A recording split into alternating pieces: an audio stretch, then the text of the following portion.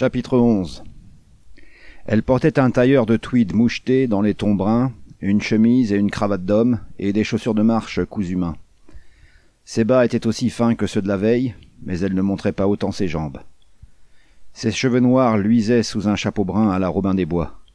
Il devait coûter au moins $50, et il semblait avoir été fabriqué d'une seule main à partir d'un buvard de bureau.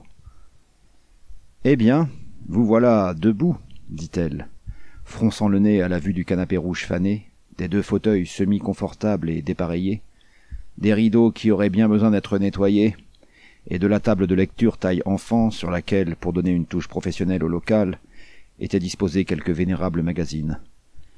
Je commençais à me dire que vous travailliez peut-être dans votre lit comme Marcel Proust. Qui est-ce?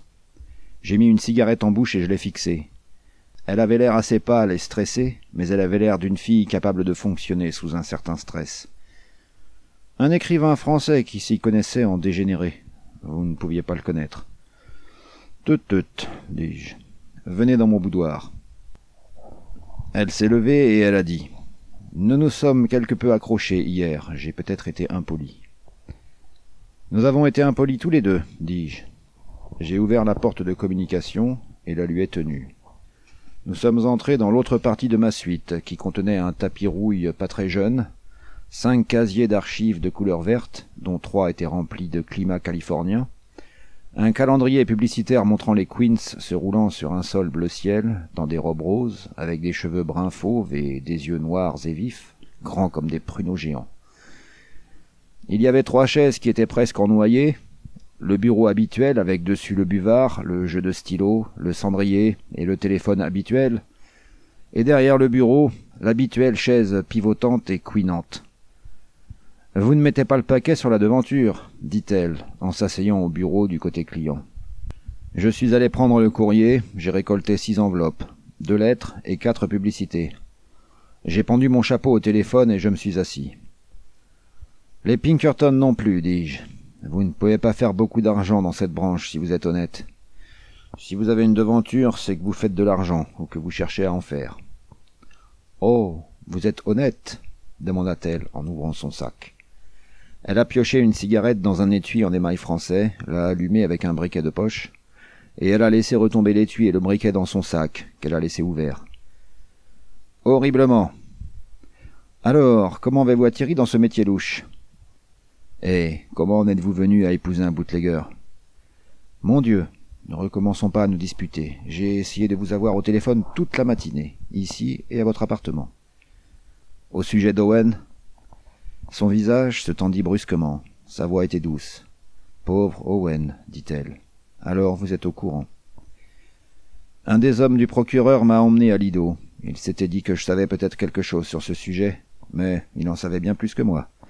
Il savait qu'Owen avait voulu épouser votre sœur, autrefois. Elle tira en silence sur sa cigarette, et elle me considéra de son regard noir et posé. « Peut-être que ça n'aurait pas été une mauvaise idée, dit-elle tranquillement. Il l'aimait. C'est rare dans notre cercle. Il avait un casier judiciaire. Elle haussa les épaules. Elle dit nonchalamment. Il ne connaissait pas les bonnes personnes. C'est tout ce que ça veut dire avoir un casier judiciaire dans ce pays pourri par le crime. Je n'irai pas si loin. Elle retira le gant de sa main droite et se mordit l'index à la première jointure, me regardant de ses yeux fixes. Je ne suis pas venu vous voir au sujet d'Owen. Accepteriez-vous néanmoins de me dire pourquoi mon père voulait vous voir? Pas sans sa permission. C'était à propos de Carmen? Même ça, je ne peux pas vous le dire. J'achevai de bourrer ma pipe, et j'y portai une allumette. Elle regarda la fumée pendant un certain temps. Puis sa main alla chercher dans son sac une épaisse enveloppe blanche. Elle la balança sur le bureau. « Il vaudrait mieux que vous regardiez ça de toute façon, » dit-elle. Je pris l'enveloppe. L'adresse était tapée à la machine. Madame Vivian Regan, 3765 Alta Brea Crescent, West Hollywood. Elle avait été délivrée par un coursier et le tampon indiquait qu'elle avait quitté le bureau de poste à 8h35 du matin. J'ouvris l'enveloppe et j'en sortis son unique contenu, une photo 11 par 8 sur papier brillant. C'était Carmen assise sur le siège en teck de Geiger avec son haut dossier sur l'estrade, paré de ses boucles d'oreilles et du costume du jour de sa naissance. Son regard semblait même un peu plus fou que dans mon souvenir. Le dos de la photo était vierge. Je la remis dans l'enveloppe. « Combien veulent-ils » demandai-je. « 5000, pour le négatif et les autres tirages. Si l'affaire n'est pas réglée ce soir, ils donnent ça à un journal à scandale. » La demande est venue comment ? Une femme m'a téléphoné, environ une demi-heure après la livraison de cette chose. Il n'y a rien à craindre sur le plan des journaux à scandale. De nos jours, sur des choses comme ça, les jurys condamnent sans même quitter le box. Il y a quoi d'autre ? Devrait-il y avoir autre chose ? Oui. Elle me fixa, légèrement perplexe. Il y a autre chose. La femme a dit qu'il y a une affaire de police liée à ça, et que je ferais mieux de payer rapidement, sinon je parlerai à ma petite sœur derrière une grille. C'est mieux, dis-je. Quel genre d'affaire ? Je ne sais pas. Où est Carmen maintenant ? À la maison. Elle a été malade cette nuit. Elle est encore au lit, je pense. Elle est sortie cette nuit ? Non. Moi, je suis sorti, mais les domestiques disent qu'elle n'est pas sortie. J'étais à Las Olindas. J'ai joué à la roulette au Cypress Club dès dimanche. J'y ai laissé ma chemise. Ainsi, vous aimez la roulette, ça ne m'étonne pas. Elle croisa les jambes et alluma une autre cigarette. Oui, j'aime la roulette. Tous les sternouds aiment les jeux où l'on perd, que ce soit la roulette, ou bien épouser des hommes qui vous quittent, ou bien participer à des steeplechase à l'âge de 58 ans et se faire écraser par un cheval pour finir handicapé à vie. Les sternouds ont de l'argent. Tout ce qu'ils ont pu s'offrir avec, c'est un ticket pour une seconde chance. Que faisait Owen avec votre voiture cette nuit ? Personne ne le sait. Il l'a prise sans notre permission. Nous lui laissons toujours prendre une voiture lorsqu'il est en congé, mais cette nuit il n'était pas en congé. Elle tordit la bouche. Vous pensez qu'il savait au sujet de cette photo ? Je serais incapable de vous le dire. Je ne l'exclus pas. Vous pouvez trouver 5000 en liquide tout de suite ? Non, à moins que je n'en parle à papa, ou bien que je les emprunte. Je devrais pouvoir les emprunter à Eddie Mars. Dieu sait qu'il devrait être généreux avec moi. Ouais, essayez plutôt ça. Vous pourriez en avoir besoin très rapidement. Elle se laissa aller en arrière et passa un bras par-dessus le dossier de la chaise. Et si j'en parlais à la police ? C'est une bonne idée, mais vous ne le ferez pas. Je ne le ferai pas. Non, vous devez protéger votre père et votre sœur.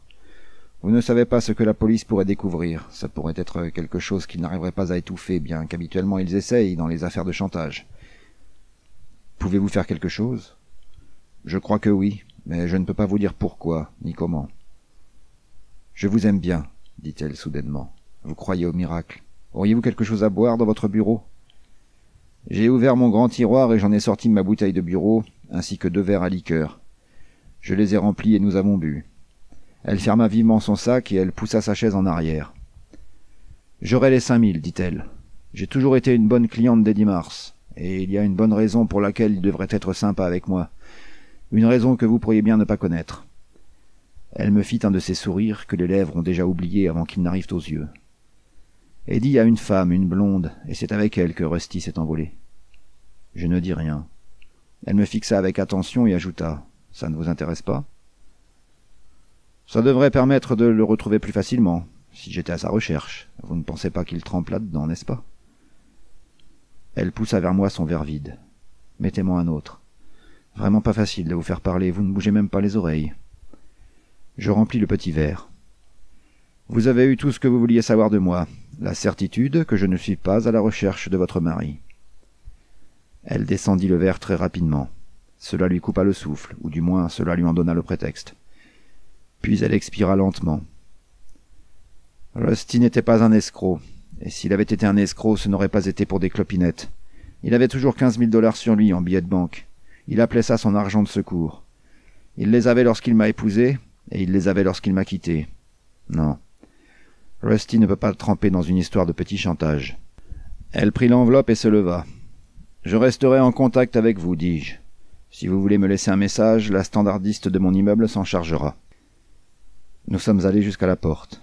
Tapotant l'enveloppe blanche sur ses jointures, elle dit « Vous pensez toujours ne pas pouvoir me dire ce que papa... Il faudrait que je le voie d'abord. » Elle a sorti la photo et elle est restée là, sur le seuil de la porte, à la regarder. Elle a un beau petit corps, n'est-ce pas ? Elle se pencha un peu vers moi. « Vous devriez voir le mien, » dit-elle gravement. « On peut arranger ça ?» Soudain, elle éclata de rire et passa à moitié la porte.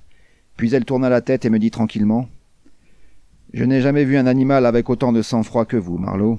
Ou bien, puis-je vous appeler Phil? Bien sûr. Vous pouvez m'appeler Viviane. Merci, Madame Regan. Ah, allez au diable, Marlowe. Et elle s'en alla sans se retourner. J'ai laissé la porte se refermer et je suis resté là, la main sur la porte, à regarder ma main. J'avais un peu chaud à la figure. Je suis retourné au bureau, j'ai rangé le whisky, rincé les 2 verres à liqueur, et je les ai rangés. J'ai retiré mon chapeau du téléphone et j'ai appelé le bureau du procureur en demandant Bernie Halls. Il était de retour dans son cagibi. « Eh bien, j'ai laissé le vieux tranquille, dit-il. Le majordome a dit qu'il lui dirait, ou bien l'une des filles. Cet Owen Taylor vivait au-dessus du garage et je suis allé fouiller dans ses affaires. Ses parents sont à Dubuque, dans l'Iowa. J'ai câblé au chef de la police là-bas pour savoir ce qu'on doit faire. La famille Sternwood se chargera des frais. »« Suicide ?» demandai-je. « Personne ne sait. Il n'a laissé aucun message. Il n'avait pas la permission de prendre la voiture. Tout le monde était à la maison la nuit dernière, à part Madame Regan. Elle était sortie à Las Olindas avec un playboy, un certain Larry Cobb. J'ai vérifié. Je connais un jeune qui bosse à l'une des tables. « Tu devrais faire fermer quelques-uns de ces tripots de frimeurs, dis-je. Avec le syndicat qu'on a dans ce comté, arrête de faire l'enfant, Marlowe. Cette marque de matraque sur la tête du garçon m'embête. Tu es sûr que tu ne peux pas m'aider là-dessus ?» J'ai apprécié sa façon de formuler la chose. Ça m'a permis de dire non sans vraiment mentir. Nous nous sommes salués et j'ai quitté mon bureau. J'ai acheté les 3 journaux du soir et j'ai pris un taxi jusqu'au palais de justice pour récupérer ma voiture sur le parking. Rien dans les journaux au sujet de Geiger. J'ai encore jeté un œil à son carnet bleu, mais le code était aussi têtu que la nuit précédente.